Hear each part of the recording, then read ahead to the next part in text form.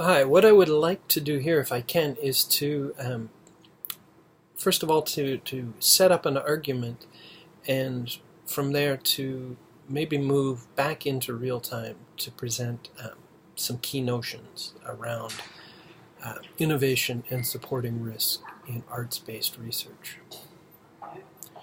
The title of the paper that I'm working on is Rethinking Reconciliation and Research, Participant Involvement and an Ethics of Risk. As you might have gleaned from my abstract, my talk is focused on an attempt to rethink institutional boundaries in light of larger debates around culture and knowledge, or what we might, in a more nuanced way, describe as cultural practice as new knowledge. This troubling concept of new knowledge, which in tri-council parlance is linked to both knowledge production, KP, and knowledge translation/mobilization, KT or KM, provides an important point of focus in the consideration of intersecting forms of cultural practice and social engagement. The emergence of political contexts in Canada, the emergent political context in Canada, which seems to have taken a radical departure in the past few weeks, allows us to consider the interdependence of creative practice and scholarly inquiry in a manner that not only troubles the boundaries separating studio practice and academic research, but also radically resituates fundamental divisions of labor and institutional structures, particularly in relation to cultural production. Situated as it is in an art school, or as I am, that is, here at Emily Carr University of Art and Design, my work is increasingly enmeshed in thinking through the institutionalization of creative practice.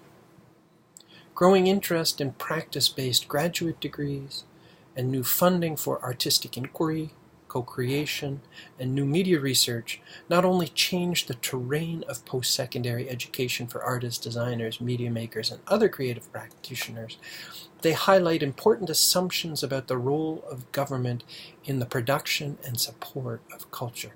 Assumptions that I want to argue are deeply embedded in fiduciary rights and responsibilities, and in general, the relationship among Indigenous and non-Indigenous communities in Canada.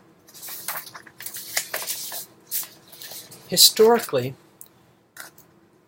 Canada's cultural institutions, school systems, arts councils, film boards, libraries, and archives, etc., have played a powerful role in managing the relationship between Aboriginal and non-Aboriginal subjects.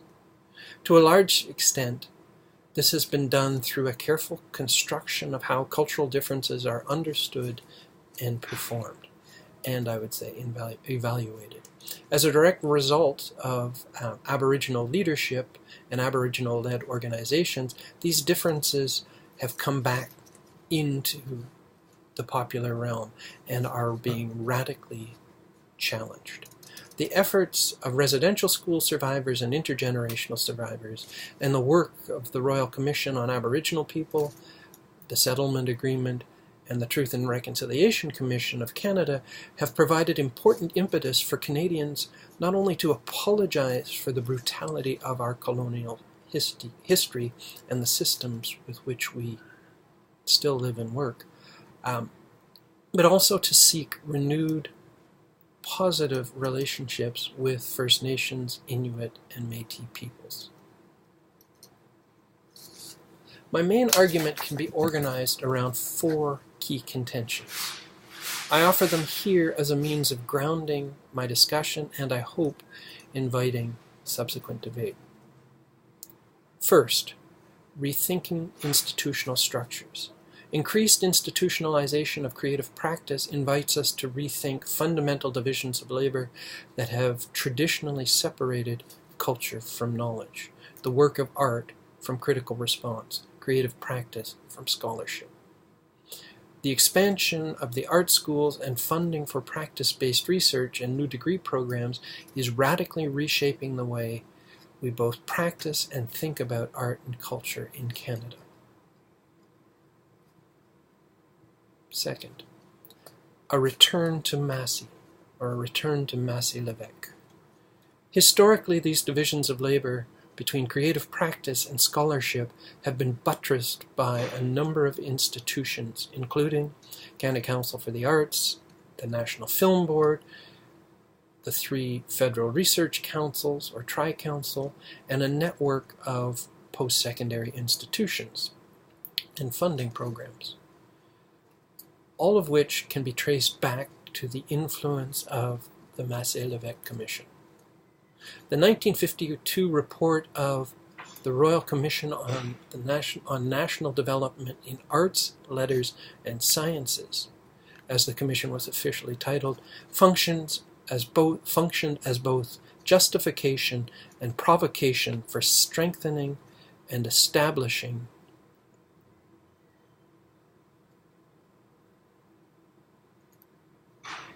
government agencies.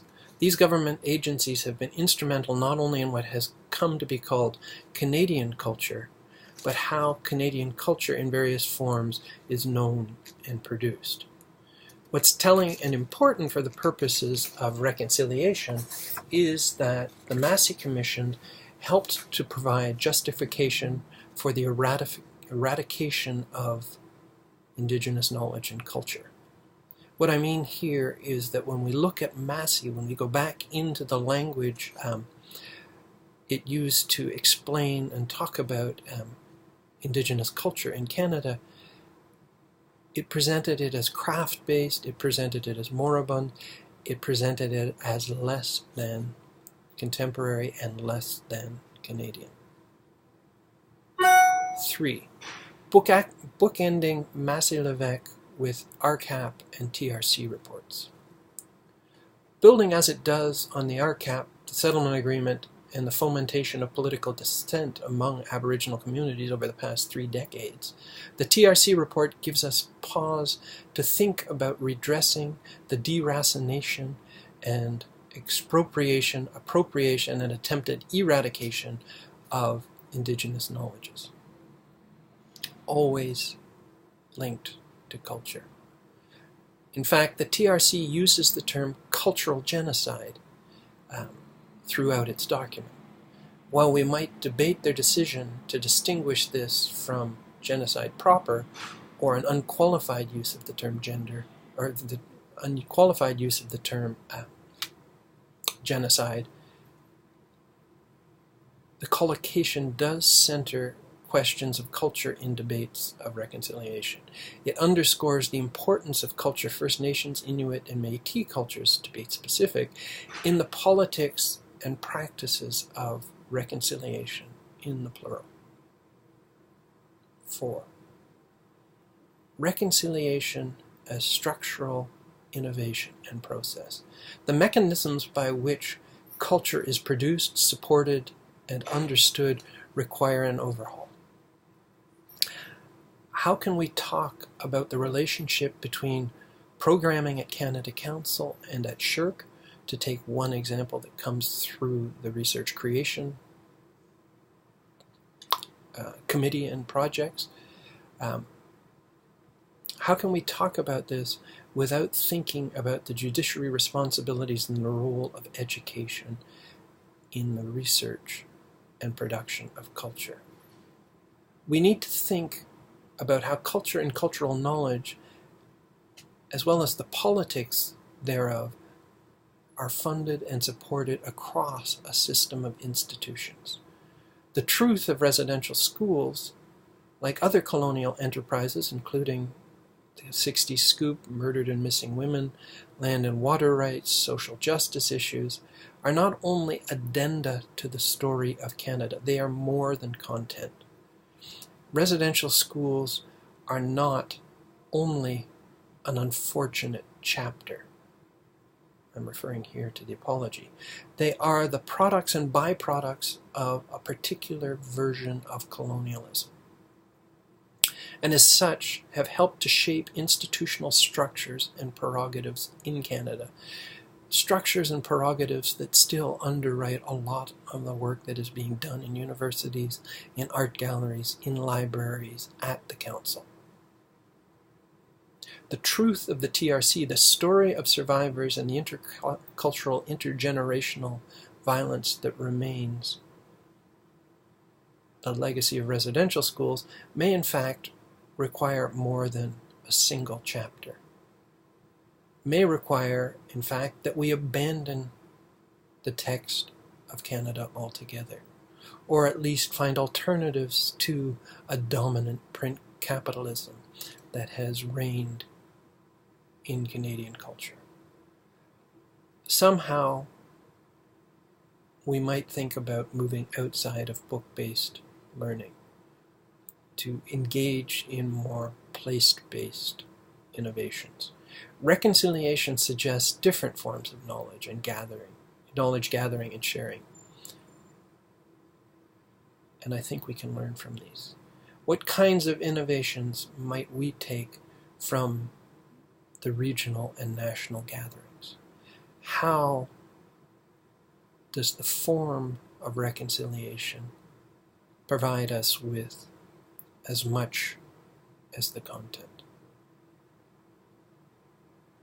At this point, I'd like to shift into a real-time discussion of supporting risk, and maybe stop the recording and move to just a few points that I'd like to make by way of conclusion.